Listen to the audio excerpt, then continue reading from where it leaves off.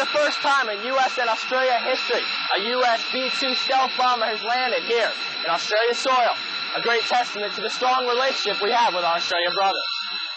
Two of these Pacific Command strategic bombers, as well as two KC-10 refueling tankers, successfully finished the first U.S. Pacific Air Force's bomber training program here over the Australian outback in Darwin.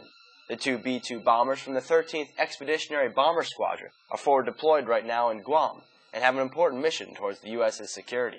We're presently deployed here for 120 days out in the Pacific AOR here to help bolster, first off, commitment to the AOR, and also for deterring and dissuading any potential enemies now and in the future, and to try to have that presence that has a deterrence piece to it. And that's what we were doing in this AOR. Part of that is to go out and use the ranges of Australia and to work with the Aussies out there. It's also part of the fact that we're committed to that ally, and that shows the commitment piece to it by working hand in hand, and the interoperability piece that's so important between the services, because day one of combat, you can't try to figure out the different interoperability pieces. You got to be able to do it day one, and that's what we do it here when we're working together in the Delamere range, which is part of Australia, on the ground in Darwin, when we're working hand in hand on various different things, and the cultural piece that's so important. We come from a common heritage, we have a common threat, and we're working together as a team against that common threat, and that was the whole theme of the exercise that we went through.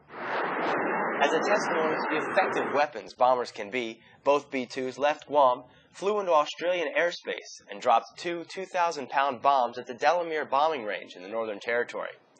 After dropping their payload, U.S. air-to-air refueling tankers from the 506th Expeditionary Air Refueling Squadron pumped some 120,000 pounds of fuel in mid-flight before the bombers made their way back to Guam, concluding their successful bombing run. Without the extra push from the air-to-air fuel tankers, the bombers could not have been as effective. And they provide that power piece that without them, we can't do any of this. And this particular group of KC-10s had both active duty and had reservists mixed together. So that total force piece was also a part of this operation, which is so important in the U.S. construct these days of how we use our forces. It's one team, it's a total force concept, and it's one fight. Training like this ensures that in times of crisis, the countries can seamlessly and rapidly operate together as needed to accomplish any mission.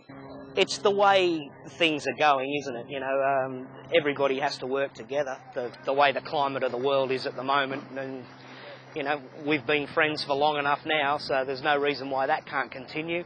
We've got a perfectly good bombing range facility down there, so why not get some use out of it? You know, if there's space available to fit your blokes in, why not? It's good for us, exposes our people to different aircraft types and different aircraft operations.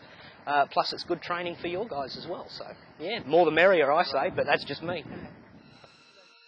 Once on the ground, the B-2 pilots and crews performed a running crew change and then took off to head back to Guam.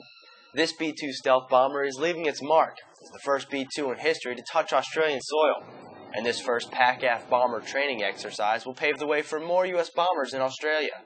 All this stems from a joint agreement signed last year by Australia and the United States, stating that the U.S. will begin regular strategic bomber aircraft training up here in the Northern Territory.